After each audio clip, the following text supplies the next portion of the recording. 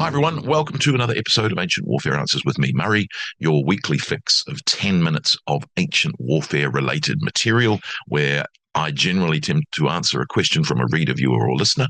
You can, of course, ask a question. You can send me an email, murray@caravansaraipublishers.com. We'll get there. You can comment on a previous podcast, video, or even on Facebook, and I'll get the question there. You can, of course, send me a postcard, PO Box 222, Belfield 2191, Australia. That will get to me. And you can, of course, back us on Patreon. One of three different levels, Legionary, Optio, Centurion. You don't need to be a patron in order to ask a question.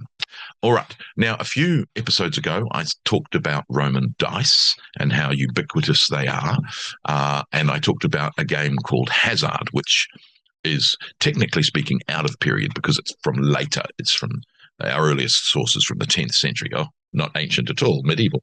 And some people have listened and watched. Thank you for listening and watching. And they spoke to me in person about this one, which is kind of cool, about Roman dice. Now, the fascinating thing, I think I talked there about six-sided dice, which are indeed the most common dice we find in Roman sites and Greek sites. There are other dice, and there are other dice games, which becomes even more fascinating the further you dig. Like most things, the further you dig, the more fascinating it becomes. It never gets, oh, this is stopped. This is not interesting anymore. That's very rare. Now, we do have, in Latin, we've got four-sided dice, six-sided dice, and 24-sided dice. Now, there are examples of that in various museums around the world of these 24-sided dice. We think that they're divination dice because they're 24 sides, 24 letters in the Greek and Latin alphabets, and therefore rolling the die, much like what you get described in the Conspiracy of Theodorus in the 370s, where it's a string and an indicator and then a circle with each of the letters, so each letter gets 15 degrees. Is that right? Yes, something like that. And essentially that tells you what the words are. So rolling the dice, of course, similarly could give you a message of what the god is telling you. So in Latin, you've got six-sided dice, which are tesserae, and four-sided dice, which are known as tally. In Greek, a dice or a die was a kibos, which we'll get to.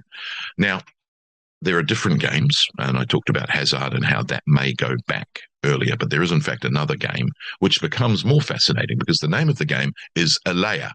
Now, if you know the word Alea, you probably know it from quoting Julius Caesar on the 10th of January 49 BC, as he led his army over the river Rubicon and supposed to have said iacta Alea est. Now, often that gets switched in quotes to Alea iacta est, but we think that the phrase in Julius Caesar by Suetonius is iacta Alea est. Now, Alea is not a dice because tesserae or tally is the name for the dice.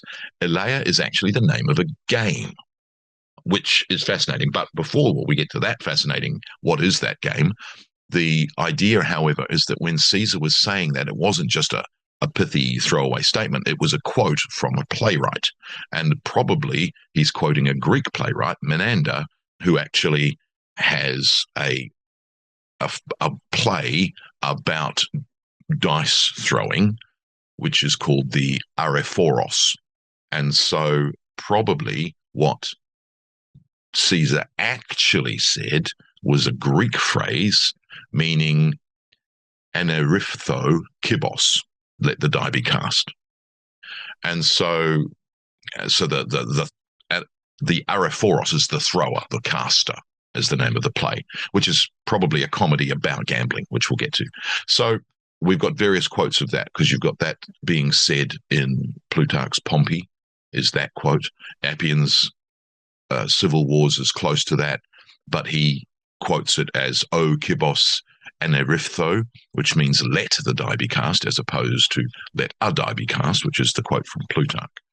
Now, the interesting thing, of course, is that the phrase in Suetonius's Latin, the die is cast, iacta est, isn't quite the same as the imperative sense of let the die be cast, which is bizarrely the way that most people think about it when they say it today. The die is cast isn't the decision is made, it's let the decision be made. Anyway, I get onto that. Now, why did Caesar and why did Suetonius quote it as Alea? So is the game of Alea. We do get some suggestions of rules for this game, but nowhere are they systematically put down. It's sort of tantalizingly suggested in a whole range of references to this game, which are across Appian, Suetonius, Plutarch, lots in Varro, Livy, Ovid, and Cicero.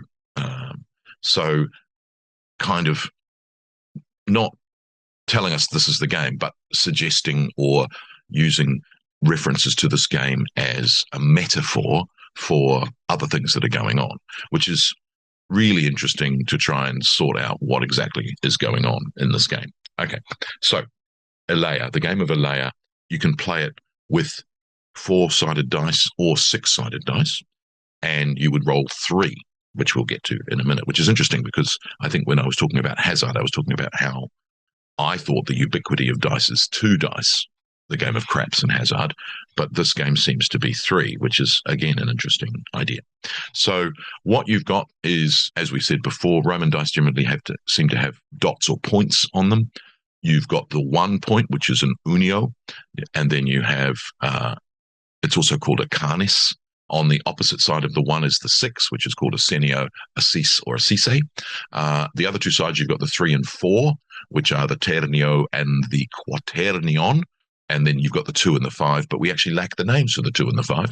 Now, in playing dice, you used 3 6-sided dice, 3 tesserae, or you used 4 4-sided dice.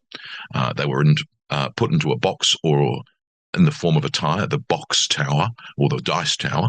And again, there's some very famous examples of dice towers to remove the chances of cheating. A frutilis, a turris, or a turricula is what they were called. The box is shaken, the dice are thrown onto the gaming board. Now, in the game of Alea, the most fortunate throw or the highest scoring throw was called a Venus or iactus venereus or a basilicus. Now, the highest throw with, as you would expect, rolling 6-sided dice is 3 6s. That's the highest throw you can make, which is nothing's changed. When you're throwing 4-sided dice, now the 4-sided dice was a 6-sided dice, but with rounded ends. So 4 of the sides of a 6-sided dice and just sort of made into more of an elongated rectangle. So it's very similar to a 6-sided dice. But when you're rolling the tali, the highest throw is when all 4 die show a different number. So when you have a 1, 2, 3, 4, that's the highest throw you can get. The chances of that are much lower, of course, than are they? I mean, I'm sure there's a mathematician out there who would tell me the odds of rolling 1, 2, 3, 4 on 4 4-sided dice as opposed to rolling 3 6s on 3 6-sided dice. Anyway, the worst or lowest throw when you're throwing with tally, called the iactus pessimus, or the damnosis, the damned throw, or even weirdly called the canis, the dog, was 3 1s when you're throwing tesserae, or when all the same number is thrown on the 4-sided dice. So that's the rules that we have across all these different sources about this Roman dice game called Alea.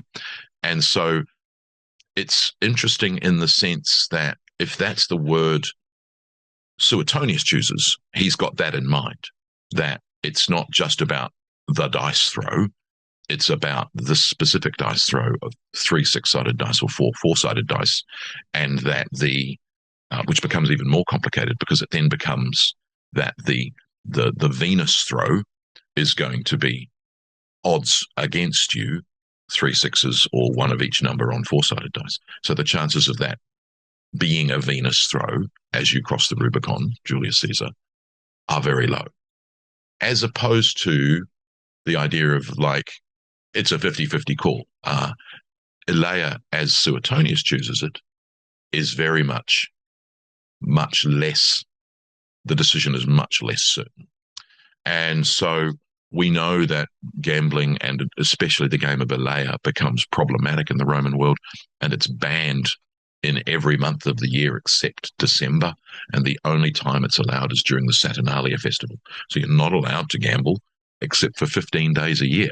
And of course, that didn't stop people from gambling, much like now. And so you get illegal gaming dens and nefarious individuals who are known as aleatores or alieones. So you get illegal gambling dens. So it's much like, Guys and Dolls, the great craps game, and Luck Be a Lady Tonight, and all of those sorts of things. So again, it goes all the way back. But Alea is this game, and it seems to be the reference that Suetonius is making when he's quoting Caesar, although, of course, that seems to be a misquote because it was a Greek quote, and Kibos doesn't seem to be as specific as Alea is. So why Suetonius chose to translate it as that, we don't know. So there you go. Much less military history in that one and much more just general ancient history. But anyway, join me again for another episode of Ancient Warfare Answers. Thanks. Bye.